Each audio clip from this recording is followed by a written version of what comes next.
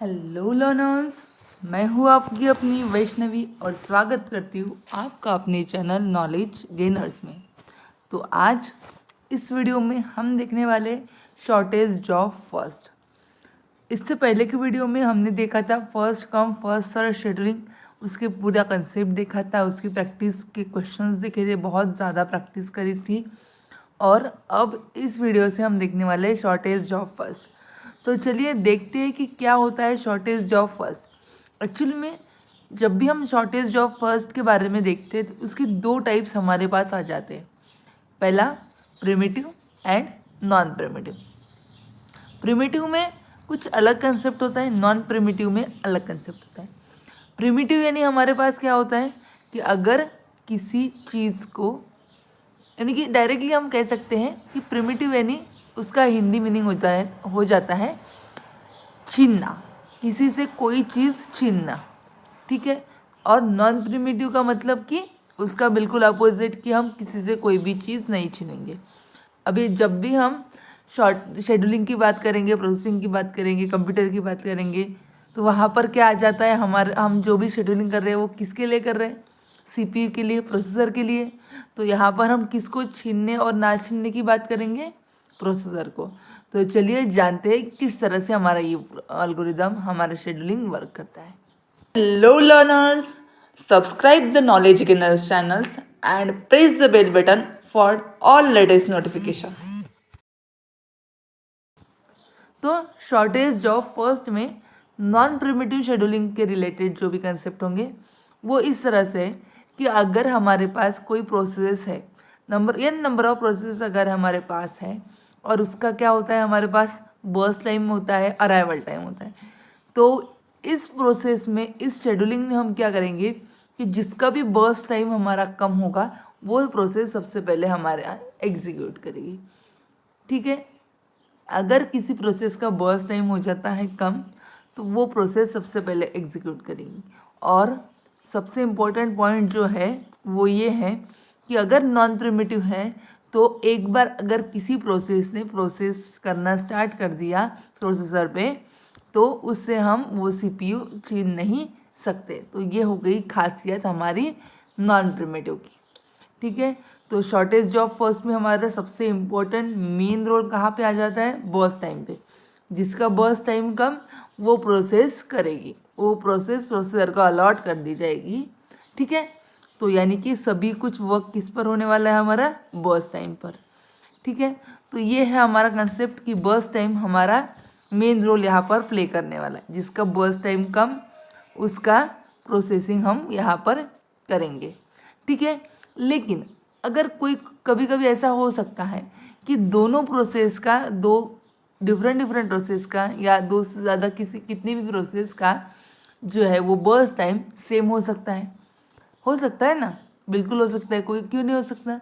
तो इस तरह के केस में हम क्या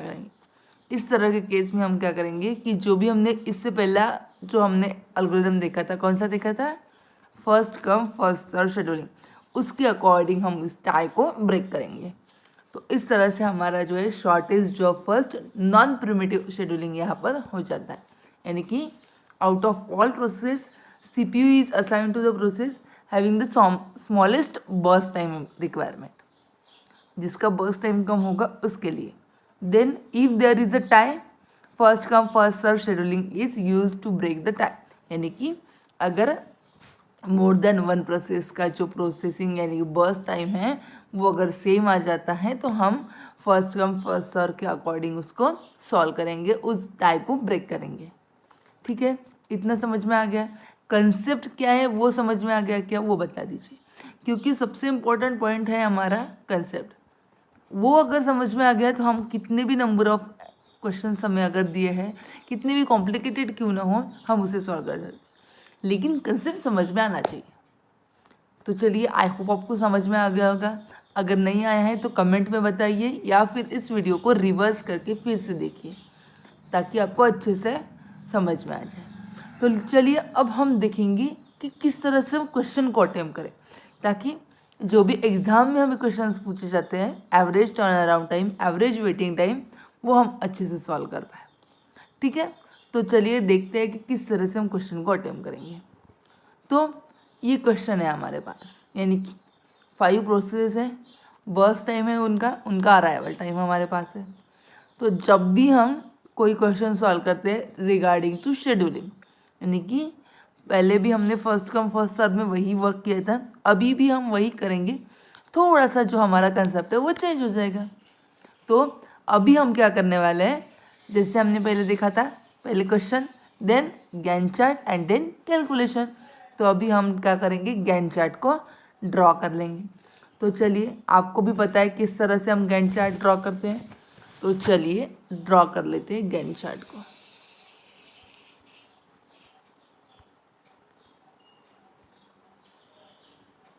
तो यहाँ से हमने गैंट चार्ट ड्रॉ करना स्टार्ट कर दिया। ओके, अभी 0 से हमारी प्रोसेसिंग स्टार्ट होती है।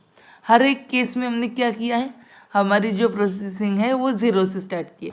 जिसका भी अराइवल टाइम होगा 0, उसकी प्रोसेसिंग हम यहाँ पर स्टार्ट करेंगे। अभी ऐसे कितने प्रोसेस हमारे पास है जिसका अराइवल टाइम 0 है? तो एक ही प्रोसेस हमारे पास है जिसका अराइवल टाइम है 0। तो हम इस प्रोसेस को क्या करेंगे, प्रोसेसर अलॉट कर देंगे। लेकिन जो भी हमारा जो कंसेप्ट है वो क्या है, नॉन प्रिमिटिव टाइप का है। तो हम यहाँ पर अगर एक बार प्रोसेस को प्रोसेसर अलॉट कर दिया तो हम उससे वो छीनेंगे क्या? नहीं, कंप्लीट प्रोसेस वहाँ पर रन होगी। तो यहाँ पर कितना आएगा, 3 तक जो है हमारा प्रोसेसर वर्क करेगा। किस पर? P4 पर। ओके, यानी कि जब तक का हमारा टाइम पूरी की पूरी प्रोसेस कंप्लीट नहीं हो जाती तब तक कि हम उस प्रोसेस से प्रोसेसर छीन नहीं सकते। तो यहाँ पर P4 प्रोसेस ने अपना वर्क कंप्लीट कर लिया और वो हो गई सिस्टम से आउट। ओके, अभी जब तक कि P4 प्रोसेस रन हो जाती है तो कितनी प्रोसेस हमारे पास और आ गई है?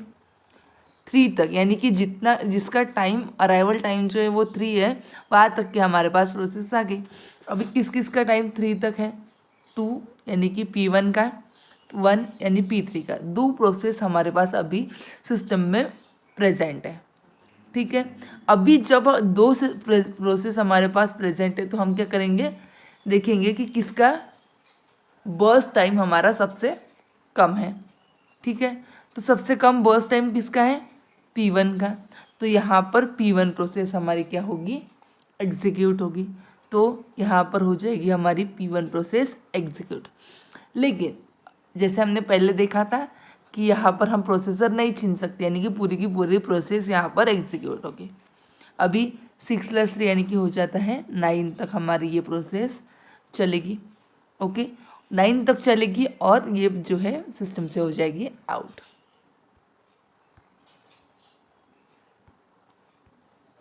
P1 हो जाएगी सिस्टम से आउट। अब जब तक कि P1 प्रोसेस एग्जीक्यूट होती है तब तक कि कितने नंबर ऑफ प्रोसेस हमारे पास है? P2 है, P3 है एंड P5 है। तो सबसे कम बर्स्ट टाइम किसका है? P2 का, यानी कि 2। तो हम सबसे पहले कौन सी प्रोसेस एग्जीक्यूट करेंगे? P2। तो उसका बर्स्ट टाइम कितना है? 2, यानी कि वो पहुंच जाएगा 11 तक। ठीक है, 11 तक P2 ने एग्जीक्यूट किया और वो हो गई सिस्टम से आउट। देन नेक्स्ट 2 प्रोसेस अभी हमारे पास है, P3 एंड P5। अभी सबसे कम बर्स्ट टाइम किसका है? P5 का। तो कौन सी प्रोसेस एग्जीक्यूट होगी? P5 यहाँ पर एग्जीक्यूट होगी।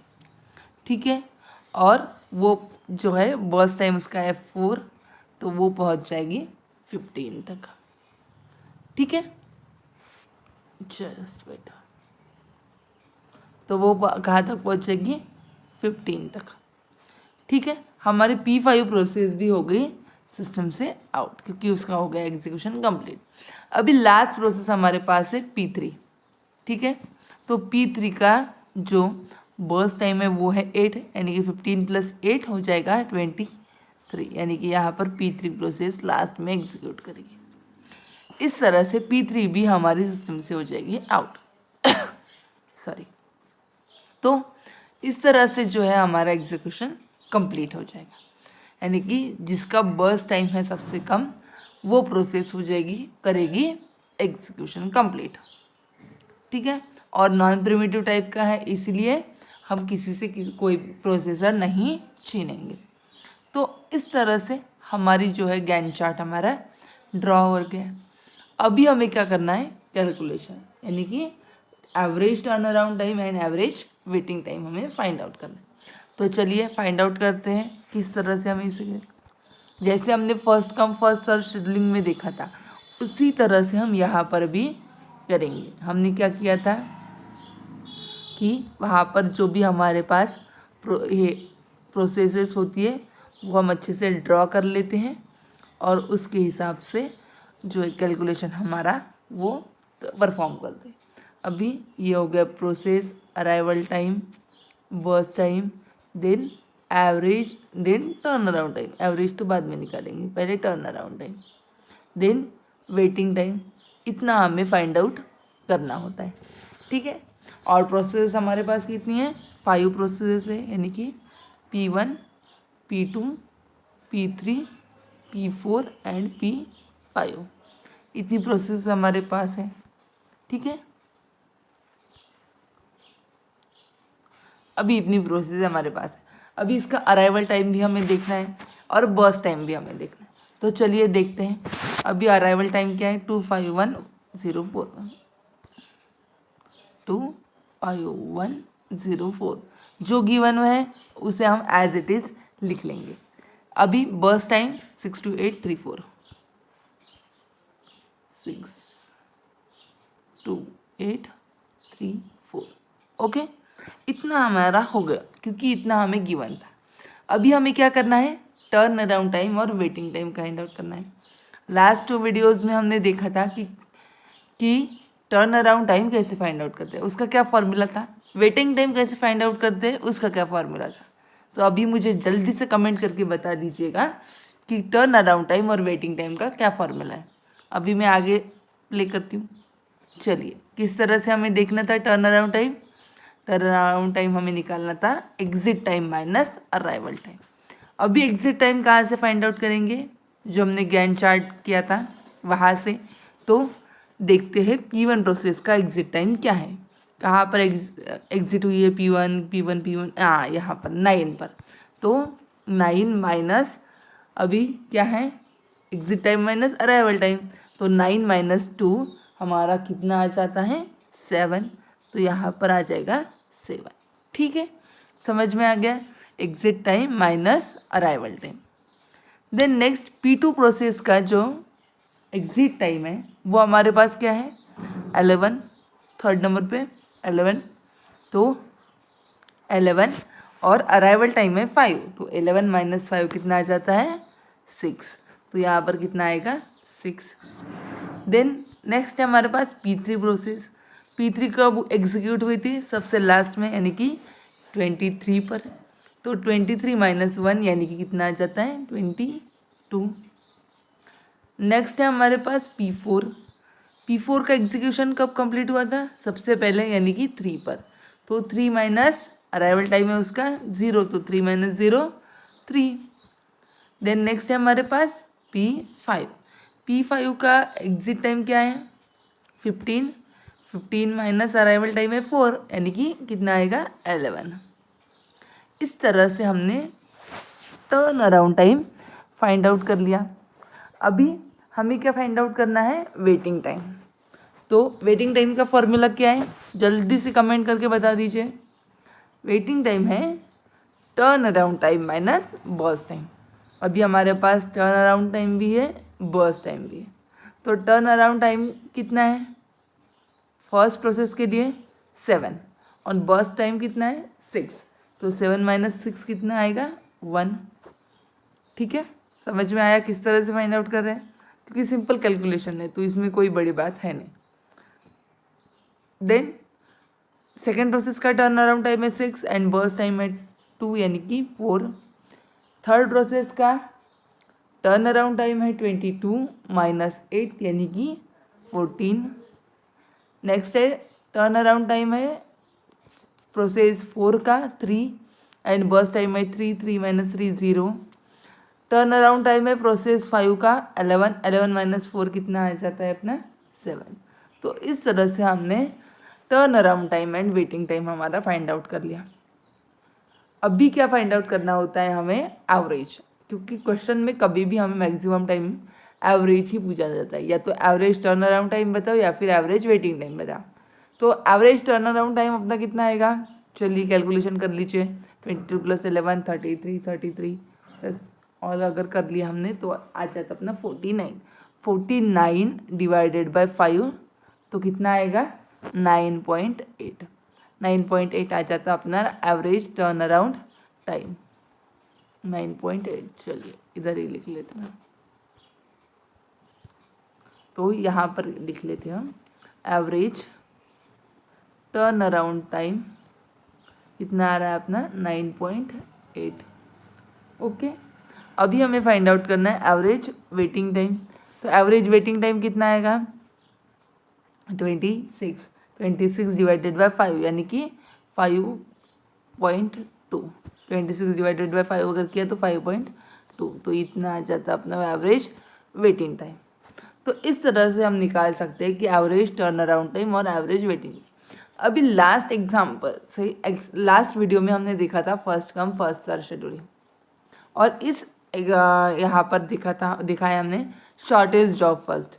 अभी कुछ ऑब्जर्वेशन से आपको बताना चाहूँगी कि जब भी हम first come first serve scheduling algorithm use करते हैं तो वहाँ पर जो है हमारा एवरेज वेटिंग टाइम जो है बहुत ज़्यादा इंक्रीज हो जाता है, यानी कि सभी प्रोसेस को वेटिंग जो है बहुत ज़्यादा करना पड़ता है। तो अब यहाँ पर हम क्या कर सकते हैं, जिसका बर्स्ट टाइम कम है उसको हम पहले एग्जीक्यूट करते हैं, इसीलिए इस प्रोसेस में हम क्या करते हैं, जो हमारा एवरेज वेटिंग टाइम है वो बहुत ज़्यादा कम हो जाता है। तो इस तरह से ये बहुत बड़ा हमारा जो है प्रॉफिट हो जाता है, इस एडवांटेज हो जाता है इस प्रोसेस को, इस शेड्यूलिंग को यूज़ करने के लिए। तो सबसे इम्पोर्टेंट पॉइंट है कि इस वजह से हमारा जो है एवरेज वेटिंग टाइम है बहुत ज़्यादा कम हो जाता है। ठीक है, तो आई होप आपको सब कुछ समझ में आ गया होगा, किस तरह से हमने देखा था क्या है शॉर्टेज जॉब फर्स्ट, किस तरह से हमें इसे सॉल्व करना है। ठीक है, तो चलिए बस इस वीडियो में इतना ही। मुझे दीजिए थोड़ा समय ताकि मैं आपके लिए और प्रैक्टिस क्वेश्चन लेकर आऊँ शॉर्टेज जॉब फर्स्ट पे, और जो नेक्स्ट पॉइंट है हमारा शॉर्टेज रिमेनिंग टाइम फर्स्ट, उस पर भी एक बहुत लेटेस्ट वीडियो लेकर आऊँ। तो चलिए, thank you for watching this video, keep watching, keep learning, and don't forget to like, share and subscribe the channel.